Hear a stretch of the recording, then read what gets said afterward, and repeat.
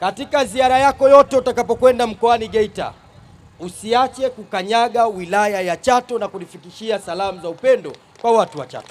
Na amenielekeza hivyo kwa sababu ya historia ya watu wa Chato. Yeye anaendelea kuthamini sana watu wa Chato kwa sababu ya historia yake yeye binafsi. Kama mtakumbuka vyema, Chato ndio iliyompendekeza yeye kuwa makamu wa rais wa Jamhuri ya Muungano wa Tanzania. Hivyo ili kufikisha salamu zake, ndipo akanielekeza mimi nije kuwasalimia watu wa Chato.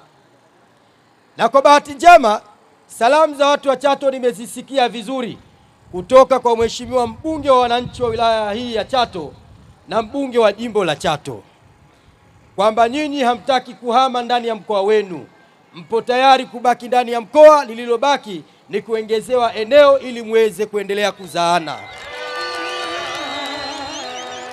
Na bahati nzuri mlichokifanya mmepatia. Mliyemtuma anapenda kutumwa, na mliyemtuma hajawahi kutokufikisha salamu za alizotumwa. Salamu zenu nitazifikisha kama mlivyoniambia.